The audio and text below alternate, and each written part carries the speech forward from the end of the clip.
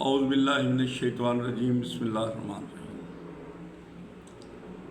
حضرات گرامی، ہم انوار القرآن کے عنوان سے جو قرآن پاک کا مطالعہ منتخب آیات کا کر رہے ہیں، ڈاکٹر غلام مرتضیٰ صاحب نے لکھا ہے، اس میں آج ہم پہنچے ہیں حقوق نسواں پہ۔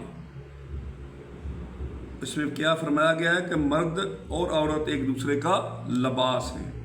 سورۃ البقرہ میں دوسرے احکام کے ساتھ ساتھ عورتوں کے حقوق کے متعلق بھی واضح احکام ہے۔ ارشاد باری تعالیٰ ہے وَلَهُنَّ مِثْلُ الَّذِينَ عَلَيْهِنَّ بِالْمَعْرُوفِ، جو مردوں کے عورتوں پر حقوق ہیں وہی عورتوں کے مردوں پر ہیں۔ سورۃ البقرہ 228 نمبر ہے۔ یعنی نہ تو مردوں کے لیے کوئی خصوصی حقوق ہیں نہ عورتوں کے، جیسا کہ بعض لوگوں کے ہاں یہ غلط فہمی پائی جاتی ہے۔ اس فن پارے میں عورتوں کے حقوق اس خوبصورتی سے بیان کیے گئے ہیں کہ اگر انہیں انسان ساری زندگی بیٹھ کر سوچتا رہے تو وہ اس ایک آیت سے بہتر بات نہیں لکھ سکتا، نہ پڑھ سکتا ہے، نہ کر سکتا ہے۔ ارشاد باری تعالیٰ ہے ہن لباس لکم وانتم لباس لہن، سورۃ البقرہ آیت نمبر 187۔ تمہاری عورتیں تمہارا لباس ہیں اور تم ان کا لباس ہو۔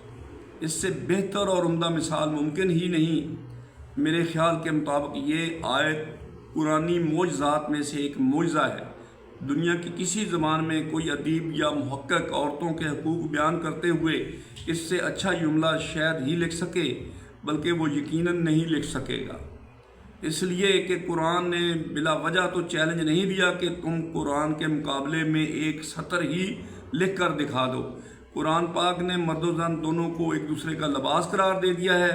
جس طرح لباس انسان کا دفاع کر کے اسے گرمی اور سردی سے بچاتا ہے، لباس انسانی جسم سے قریب ترین چیز ہوتا ہے اور انتہائی قرب کی علامت سمجھا جاتا ہے۔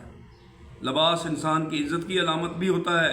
کسی شخص کے گریبان پہ ہاتھ ڈالنا اس کی عزت پر ہاتھ ڈالنے کے مترادف ہے۔ لباس انسان کی زینت بھی ہوتا ہے۔ لباس انسان کے عیوب اور ستر کی حفاظت بھی کرتا ہے۔ علاوہ ازیں لباس اس کی پہچان کا ذریعہ بھی ہوتا ہے۔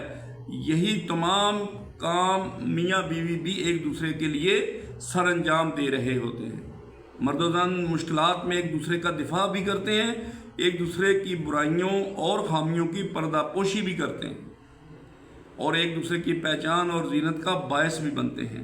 ایک دوسرے کے لیے انتہائی قرب، محبت اور عزت کی علامت اور ان کے محکم ذریعہ ہوتے ہیں۔ اس لیے قرآن پاک نے مرد و زن میں اس لحاظ سے کوئی فرق نہیں رکھا اور کہا جو حقوق مرد کے عورت پر ہیں وہی عورت کے مرد پر۔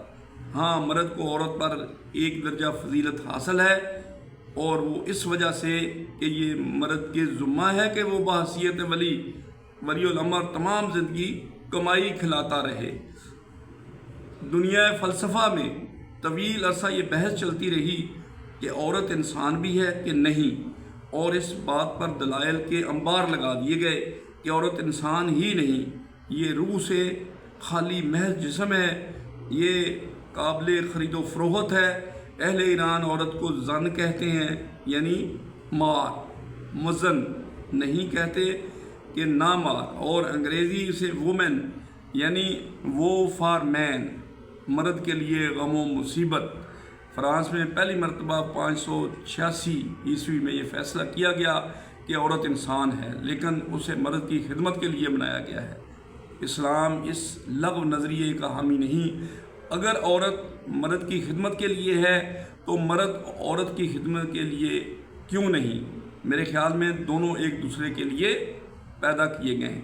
قرآن مجید میں عبادت اور معاشرت اور زندگی کے ہر کام کے لیے ایک ترتیب اور ضابطہ کا ذکر کیا گیا ہے۔ جب تک انسانی معاشرہ اس ترتیب کے مطابق چلتا رہا، عظمت و اقبال نے اس کے قدم چومے۔ قرآن مجید میں اسی مقام پر بنی اسرائیل کی ذلت اور رسوائی کی داستان کو ہماری رہنمائی کے لیے ذکر فرمایا کہ جب بنی اسرائیل نے احکام الہی کی ترتیب کو الٹ دیا اور ذلت ان کا مقدر ہوئی، مالی برتری ان کے عظمت کا سبب سمجھی جاتی تھی، جبکہ اللہ تعالیٰ ایمان اور اعمال کو اعمال صالح کو فوقیت فرماتا ہے۔ تو حضرات گرامی، اسی طریقے سے پھر طبقات پرستی کے بارے میں فرمایا گیا۔ ترتیب کو الٹنے کا یہ نتیجہ نکلا کہ اللہ تبارک و تعالیٰ نے طالوت کو ان کا حکمران بنا دیا۔ اس پر وہ کہنے لگے کہ اس غریب آدمی ہی کو ہمارا حکمران اور رہنما بنانا تھا۔ اس سے معلوم ہوا کہ یہ طبقات پرستی کی بیماری آج کی نہیں بلکہ بہت پرانی ہے۔ یعنی یہ لیڈرشپ کا تصور کہ لیڈر جب بھی بنے گا وہ وڈیرا ہوگا، سرمایہ دار ہوگا یا جاگیردار ہوگا، اور طالوت جیسی شخصیت کبریٰ بھی لیڈر بننے کی اہلیت نہیں رکھتی۔ اس پر اللہ تعالیٰ نے ارشاد فرمایا کہ ہم نے اسے 2 نعمتوں سے نوازا ہے، صحیح جسم و دماغ اور صحیح علم، یعنی اسے صحت مند جسم اور علم عطا فرمایا، اس لیے کہ ہم نے اس کو حکمران بنا دیا ہے۔ اصل فضیلت اس کے علم کی ہے، اس کو اپنا حکمران تصور کرو، تسلیم کرو اور اس کے ساتھ مل کر جہاد کرو۔ حضرات گرامی، اب اگر اس سے کسی نے نافرمانی کی اور پس ہمتی دکھائی تو ان کو حکم ہوا کہ جہاد کے دوران میں تم اس دریا کے کنارے اس کا پانی پینے سے پرہیز کرو، چند گھونٹ پی لو تو کوئی حرج نہیں، لیکن سیر ہو کے نہ پینا۔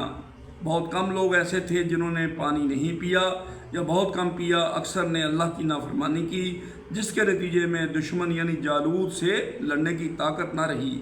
اس سے یہ ظاہر ہوا کہ انسان اگر اللہ تبارک تعالیٰ کی نافرمانی کرے تو اس کی تمام قوت و طاقت زائل اور ہمت پست ہو جاتی ہے۔ ہر چند کے پانی قوت حیات کا سرچشمہ ہے، مگر اس دریا کا پانی ان کے لیے نقصان دہ اس لیے ہو گیا کہ پانی پینے کے دوران اللہ تعالیٰ کی نافرمانی ہو رہی تھی، اور قوت کا سرچشمہ صرف اللہ تعالیٰ کی پاک ذات ہے۔ یہ قوت اللہ تعالیٰ کی فرمانبرداری ہی سے حاصل ہوتی ہے۔ تو حضرات گرامی، اللہ سے دعا کرتے ہیں کہ اللہ ہمیں قرآن پاک پہ عمل کرنے کی توفیق عطا فرمائے، جس کاموں سے اللہ نے ہمیں منع فرمایا ہے اس سے منع ہو جائے، اور جو کرنے کا حکم دیا ہے اس پہ ہم عمل کریں۔ آمین ثم آمین۔ اللہ حافظ۔